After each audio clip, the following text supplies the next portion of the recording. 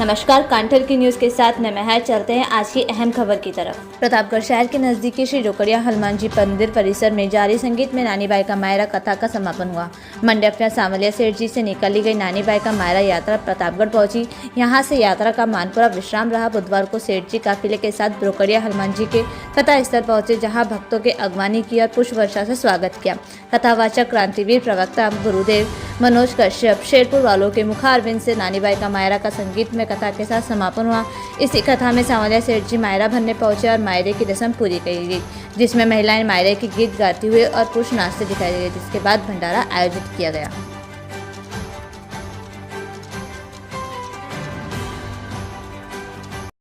नमस्कार, कांठल की आवाज़ डिजिटल न्यूज में आपका स्वागत है। आज हमारे साथ में सांवलिया जी मुख्य मंदिर के पुजारी कन्हैया दास जी हैं। बातचीत कर जानना चाहेंगे कि जिस तरह से सांवलिया से प्रतापगढ़ के नज़दीक यहाँ पर रोकड़िया हनुमान जी में मायरा भरने पहुँचे हैं, तो क्या कुछ इसके पीछे संदेश है और किस तरह से ये यात्रा जो सांवलिया जी से निकली है और प्रतापगढ़ तक पहुँची है, यहाँ रोकड़िया हनुमान जी धाम तक पहुँची है, रास्ते में जगह जगह स्वागत हुआ है, क्या कुछ कहना चाहते हैं? सबसे पहले आपका परिचय, क्या नाम है आपका?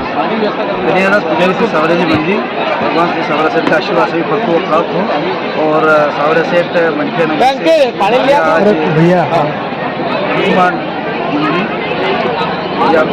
झांसरी में मायरा बनने आए हैं। सभी भक्तों की मनोकामना पूरी हो और भक्तों में यही संदेश देने के लिए आए हैं। भगवान सांवलिया सेठ हर लोग हताश हो जाते हैं कि आज मेरा कोई नहीं है, मेरा कोई कुछ करेगा या नहीं करेगा, परिवार में क्या होगा। तो भगवान श्री सांवलिया सेठ उस जमाने में से नरसिंह जी के मायरा भरा था 56 करोड़ का। आज भी भगवान में जो आस्था रखता है, भगवान उसके प्रति भाव रखता है, जो उनकी भगवान मनोकामना पूरी करते हैं। सांवलिया सेठ विश्वविख्यात मंदिर है मंडपिया नगरी में।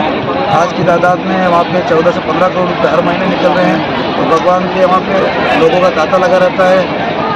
पर दिन रोज के दर्शन के लिए वहाँ पे लोग कम से कम 20 से 25 हज़ार लोग प्रतिदिन दर्शन करते हैं। भगवान श्री सबकी मनोकामना पूरी करते हैं। मंडपिया नगरी में हर कोई हारा आता है, भगवान से सांवलिया सभी की मनोकामना पूरी करते हैं। यही संदेश है भगवान श्री सांवलिया से आप अपना नाता जोड़ो और भगवान को अपना सहभागी पाटीदार बनाओ।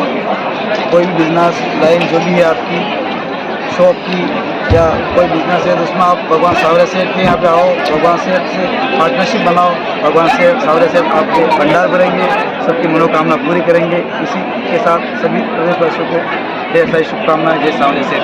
मेरा एक सवाल और था कि कहा जाता है कि सांवलिया सेठ बिजनेस के पार्टनर होते हैं। हमारे क्षेत्र में भी काफ़ी ये बात प्रचलन है, तो भक्त जो है हमारे दर्शक हैं, उनको बताएं किस तरह से सांवलिया जी को पार्टनर बनाया जा सकता है, क्या कृपा बरसाते हैं? भगवान श्री सांवलिया सेठ पावन नगरी में जो भी भक्त आते हैं वो अपनी मनोरथ लेके आते हैं। जैसे कोई बिजनेस नया चलाना चाहता है, कोई शॉप चलाना चाहता है, कोई ठेला गाड़ी चलाना चाहता है, पाव भाजी चलाना चाहता है, कोई सिकंजी की छोटा बिजनेस भी कोई भी स्टार्ट करता है तो भगवान श्री सांवलिया सेठ को पार्टनर में रखता है। तो वो जो भी उसका परसेंटेज होता है 1% 2% जो कमाता है वो भगवान को वहाँ पे लाके अर्पित करता है। जैसे भी 2 महीने पहले एक भक्त ने गुजरात में लारी चलाई थी, भगवान श्री सांवलिया सेठ की कृपा हुई तो उसने 750 ग्राम की चांदी की लारी भगवान को लाके भेंट की, क्योंकि उसकी मनोकामना पूरी। उसने एक लारी चले, आज उसको 7 लारी है। भगवान श्री सांवलिया सेठ की मेहरबानी और उससे भगवान को पार्टनर बनाया। इसी प्रकार लोग की आस्था बढ़ती जा रही है और लोग पार्टनर बना रहे भगवान को और सभी के मनोरथ पूरे हो रहे हैं मंडपिया नगरी में। तो जिस तरह से हम दर्शकों को बताना चाहेंगे कि मंडपिया नगरी में जो लोग जाते हैं वो करोड़पति बनते हैं, लखपति बनते हैं और सांवलिया सेठ को अपना पार्टनर बनाते हैं। रंग से लेकर राजा तक वहाँ पहुँचते हैं और अपनी मनोकामना पूरी करवाते हैं। सांवलिया सेठ जो हमारे मेवाड़ क्षेत्र के कृष्णधाम है, सांवलिया जी वहाँ मौजूद हैं और मंडपिया में उनका निवास स्थान है। हमारे दर्शकों तक हम कहना चाहेंगे कि चित्तौड़ जिले में स्थित मंडपिया धाम तक पहुँचे। सांवलिया सेठ का चमत्कार जग जाहिर है, आप भी पहुँचे। बहुत बहुत धन्यवाद, आप हमारे साथ जुड़े। जय सांवलिया सेठ। जय नमस्कार, कांठल की आवाज़ डिजिटल न्यूज में आपका स्वागत है। आज हम प्रतापगढ़ शहर के नज़दीक स्थित रोकड़िया हनुमान जी मंदिर में है और यहाँ पर 2 दिवसीय जो संगीतमय नानी बाई मायरा का आयोजन किया गया था।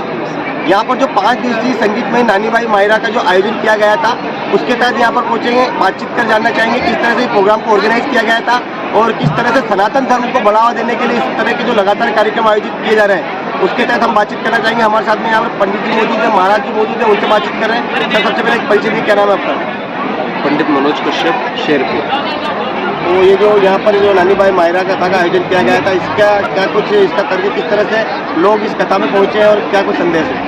हाँ, संदेश यही है कि हर व्यक्ति सनातन धर्म से जुड़े जिस प्रकार हम 22 जनवरी के गत निकले हुए 22 जनवरी के दिन हम एक सनातनी राम मंदिर से जुड़ा था, अयोध्या से मेरा गांव मेरी अयोध्या। उद्देश्य है सनातन धर्म के जागरण हो और हर एक व्यक्ति सनातन धर्म से जुड़ता रहे और हर व्यक्ति मंदिर में पहुंच पाए और हर व्यक्ति के तिलक होना चाहिए, शिखा होनी चाहिए, जनेऊ होना चाहिए। यही उद्देश्य व्यक्ति कट्टर बने और सनातनी बने।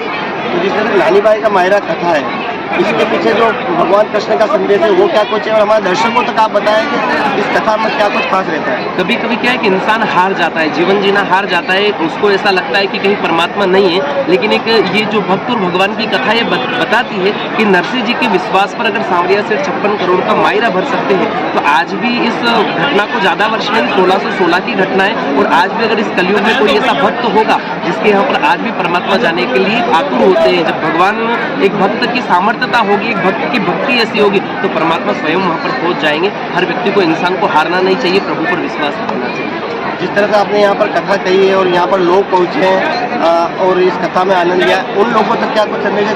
किस तरह से जो ये कथा ऑर्गेनाइज हुई है उसके बाद में यहाँ पर जो लोग पहुँचे उनके लिए क्या संदेश है? समस्त भक्तों का बहुत अच्छा रहा और इतना उत्साह देखने को मिला और वास्तविकता ऐसा लगता है कि सनातन धर्म में कहीं ना कहीं जागृति। मेरा इस कथा के माध्यम से एक ही उद्देश्य है और उद्देश्य ये है कि हमारे सनातन धर्म को बढ़ावा दिया जाए, हमारे माता पिताओं को प्रणाम किया जाए। कहीं ना कहीं बच्चों के अंदर रामचरितमानस का पाठ होना चाहिए, कहीं ना कहीं बच्चों के अंदर संस्कार बढ़ने चाहिए, कहीं ना कहीं बच्चों के अंदर बदलाव होना चाहिए और हर एक स्कूल, हर एक विद्यालय में, विश्वविद्यालय में कहीं ना कहीं हमारे देश के प्रति जागरूकता के पाठ पढ़ाए जाए। कहीं महाराणा प्रताप की गाथाएं बताई जाए, कहीं माँ मीरा की गाथाएं बताई जाए, कहीं कमदच करा राठौर भक्त ध्रुव प्रहलाद कैसे हैं, नरसिंह जी का चरित्र कैसा है, ये अवगत कराया जाए। यही इस कथा के माध्यम से हम सनातन को एक जागृत करने का उद्देश्य लेकर के हर बच्चों के अंदर एक ज्ञान दिया जाए कि माता पिता को प्रणाम, बड़ों का आदर सत्कार किया जाए।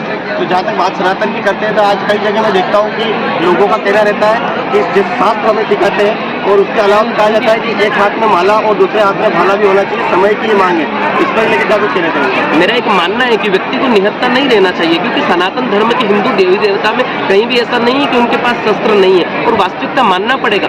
घर में शास्त्र के साथ साथ शस्त्र होना बहुत अनिवार्य है। एक हाथ में माला तो दूसरे हाथ में भाला होना बहुत अनिवार्य है, क्योंकि आज की स्थिति में सनातनी को जागना पड़ेगा। क्योंकि लव जिहाद चल रहा है, काफी ऐसे चल रहे हैं जो दौर जिसमें हमारी बहन बेटियों के साथ छेड़खानी हो रही है। कहीं कहीं छोटी छोटी बच्चे 5-5 वर्ष 3-3 वर्ष की आयु की बच्चियों के साथ में दुष्कर्म हो रहा है। तो कहीं ना कहीं इसका बढ़ावा जो हो रहा है, तो हमारे सनातन धर्म को जागना पड़ेगा ताकि हमारी बहन बेटियों के साथ कोई दुष्कर्म न कर पाए और हमारी बहन बेटियां सुरक्षित हो पाए, हमारी बहन बेटियां दुर्गा काली और हमारी बहन बेटियां झांसी की रानी बन पाए। यही संदेश हम कथा के माध्यम से देना चाहते हैं। बहुत बहुत धन्यवाद, आप हमारे साथ जुड़े हैं। कांटल की आवाज़ में तमाम दर्शकों को हम कहना चाहेंगे कि हमारे चैनल को लाइक करें, शेयर करें, सब्सक्राइब करें।